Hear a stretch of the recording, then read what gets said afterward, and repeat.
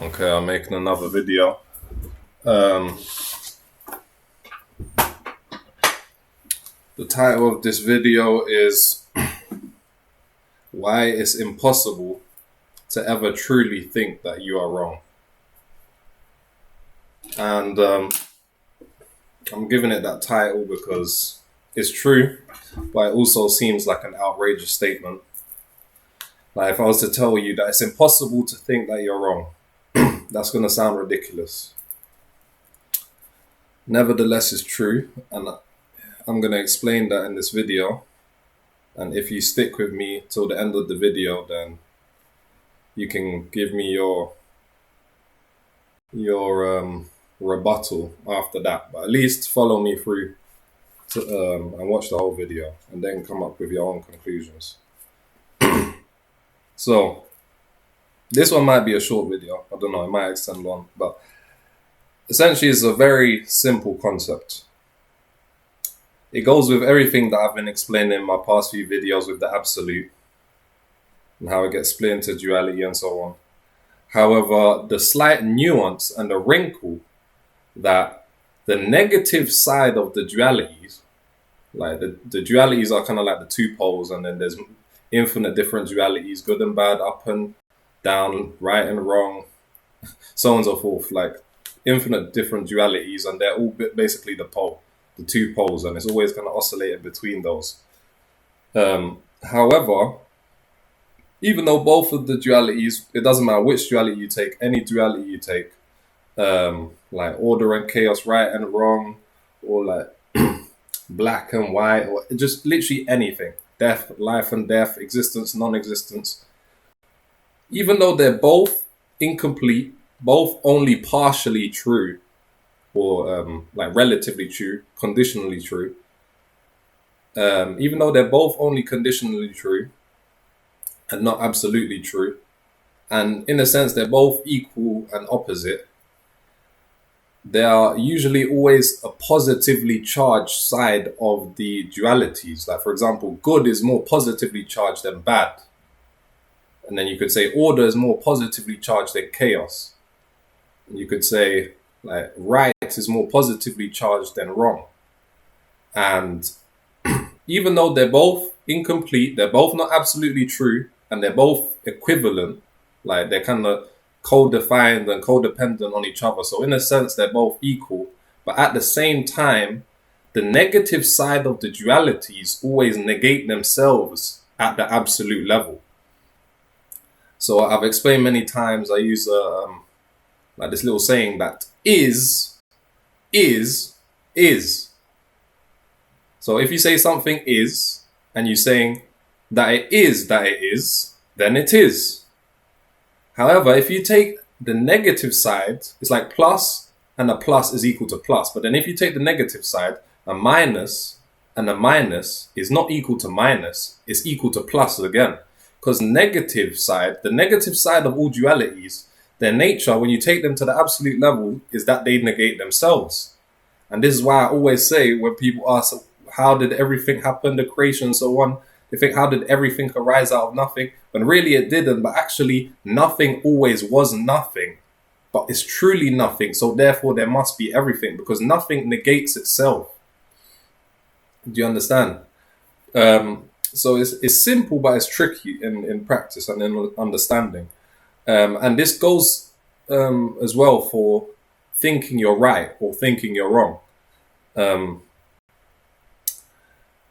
See, there are situations where you say, for example, no, I really do think I'm wrong.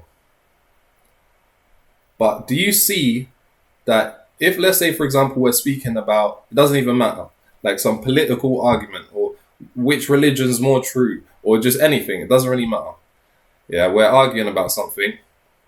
And then let's say the other person makes a really valid argument, and then you start thinking, wow, like, start questioning yourself, thinking, wow, like, maybe they're actually right. I might actually be wrong. That's going to be very like unlikely that that's going to happen, because everyone is self-biased. And of course, I'm going to explain why it's like this anyway, like later on. I just have to build up the foundation. But everyone's self-biased. So really in debates, everyone's always just waiting. They're not even listening really that much to the other side. They're just kind of waiting for them to make one little mistake. They might say 99% of things right, but of course, because everyone's incomplete, no one's going to get it perfectly 100% right. And then what people will do, they'll not even listen to most of what they're saying, and they're just waiting to give their response. And then they'll just be waiting for them to make one little mistake, or they might get caught on one little minutia. Like, let's say, for example, you're explaining something and it's true, and then you use an example, but then you say, because this, like, for example, this, like, study back in 1977, like, suggests this, so on and so forth. But then they might say, that study was actually in 1976, therefore you're wrong. See, they're getting caught on the minutia. They'll basically be waiting for you to get one thing wrong, and then they'll kind of zoom in on that. And they're not even really listening to what you're saying. They're just waiting to say what they think is already right, and they're already certain that they're right, and they're not even open to being, like, to the fact that they might be wrong. So self-bias, I'm going to explain why it's like that, because that's basically this whole video. But that whole tangent was just to say that it's very unlikely that you're going to even be able to, like, accept and admit that you're wrong, because that's painful.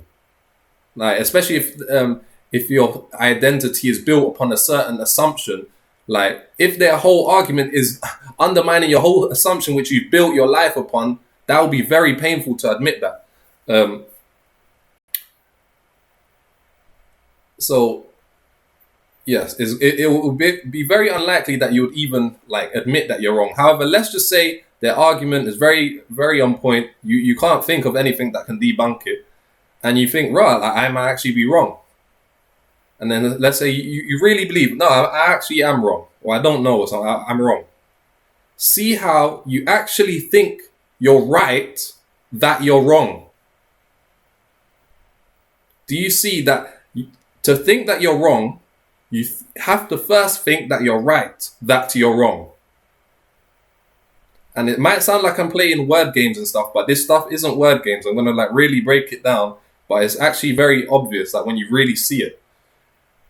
It's impossible to ever think you're wrong, because even when you think you're wrong, even when you think you're wrong, you think that you're right, that you're wrong. So this is essentially the classic paradox.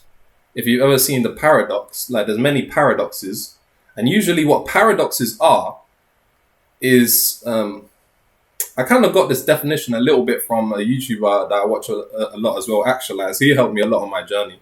But I also, like, I wouldn't say this if I didn't, like, agree with it. It's just a good way of kind of putting it, is that paradoxes really, because it's true, what paradoxes really are, and these contradictions that appear in reality, which people say are just like glitches and makes it invalid and stuff, or something must be wrong.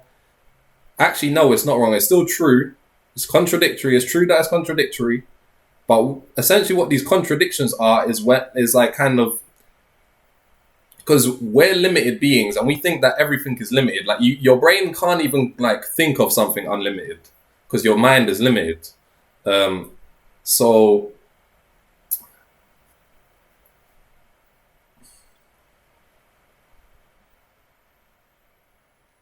essentially what these contradictions and paradoxes are is when the infinite nature of reality, because the absolute is absolute and it's infinite, like, infinity is infinite, and because of the absolute is, in a sense, infinite, as, like, the infinity bleeds over into the finite world, so to speak, like, essentially these paradoxes arise.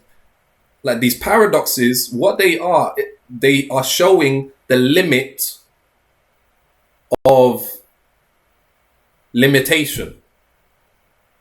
So it's tricky to explain, but essentially, because, see,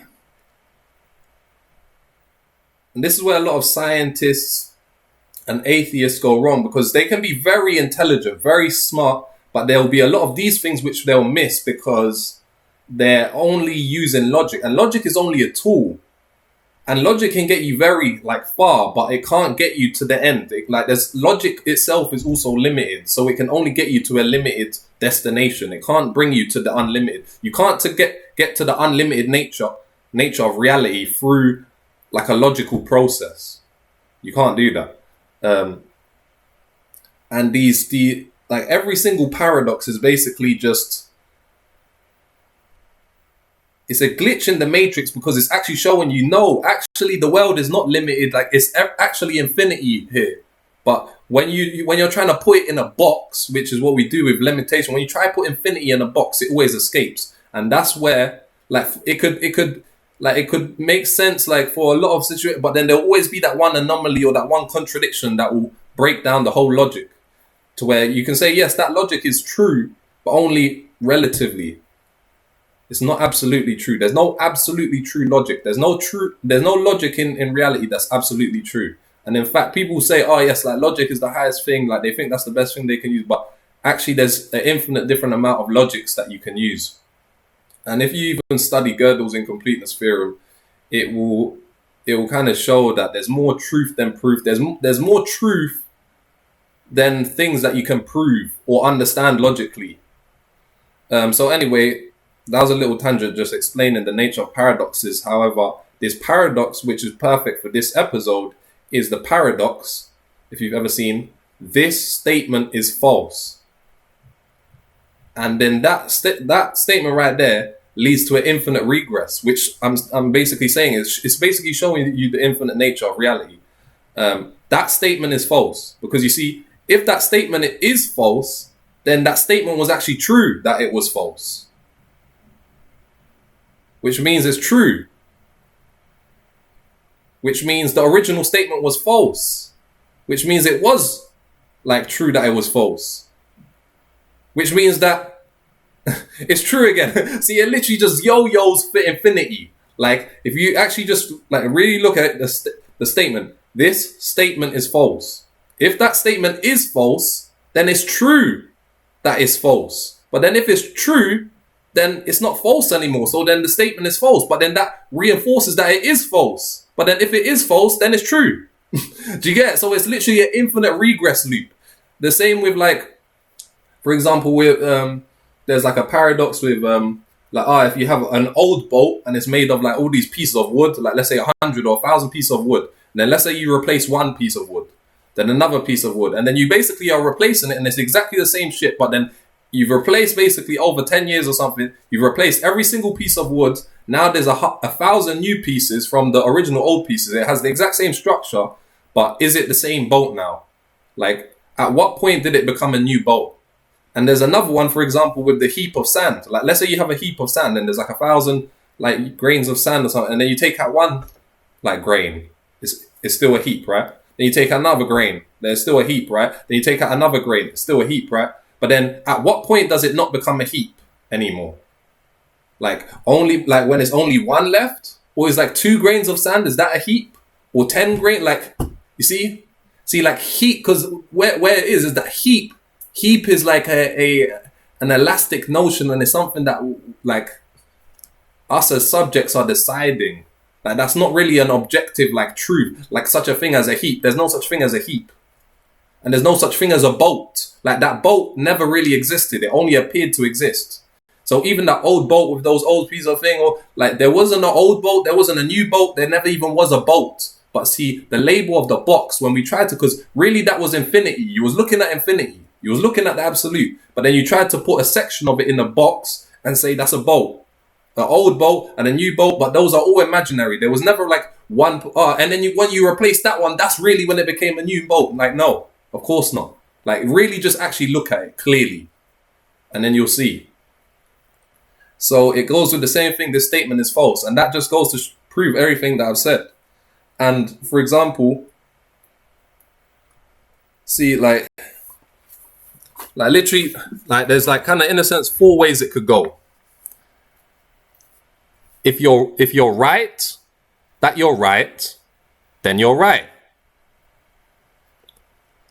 If you're right, that you're wrong, that's in a sense like plus and a minus, then it's neutral. Because you are right that you're wrong, but you don't know what the truth of the matter is though. See, you're right that you don't know what it is, but you don't know what it is yet. That's in a sense kind of what enlightenment is. And why I say enlightenment, you have to first realize everything that you're not. And then only from there you can realize what you are. So when people are enlightened, they're at an extremely high level of development, but they're still not at the end. And people get it wrong when they think that's the end. But see, because they realize everything that they're not, but really they might say they think they know, but they really still don't know what they are. Yeah. So, but that's kind of neutral, and that's a better place to be than like some of these other ones where, for example, you're wrong, that's you're right, which means you're wrong. See, if you think you're right, but you're wrong that you're right, you're actually wrong. And that's actually the worst position to be, because you're going to be wrong, but you're also going to think that you're right. And then you're going to be closed-minded, and you're not going to be even open to the fact that you're wrong. So you're not going to be able to correct yourself. And see, if you're wrong, that you're wrong, that means you're right.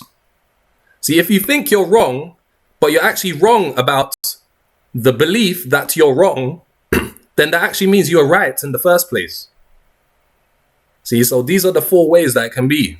And when you really look at it, then you'll start to realize, oh yes, and this is why everyone is self-biased. This is why everyone, it doesn't matter if you're speaking to an atheist or a religious person or a spiritual person or like a spiritual person from this like ashram or from this ashram, from this branch or from that branch, if you're asking like a Buddhist or a Sikh or like even people from the same religion, then they'll have like different like views of what they think it is. But literally everyone that you ask, they think that they're right.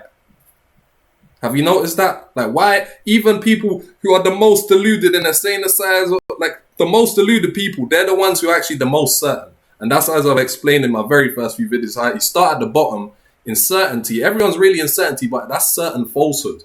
That's where the masses are. Then to go up, you have to start being more and more uncertain, start debunking all the false assumptions that you were programmed with until you reach maximum peak uncertainty. Then that's in a sense enlightenment. And then only from there can you make the quantum leap outside of the whole dream to where you're actually in certainty again, but in certain truth. To where you're in truth, but you can never be budged. Nothing, no condition or anything that they could show you could ever like budge you and make you think, oh, maybe I'm wrong. Like, no, and I'm not speaking about many truths. There's only one truth that I'm saying that you can actually be absolutely certain about. And that is that the truth is true, full stop. So yeah, and that's the absolute. So when you really realize that, yes, even when you think you are wrong, you still think you're right that you're wrong. So that's why it's impossible to even think that you're wrong, really. Do you understand? So do with that what you will, but I'm gonna leave that one there.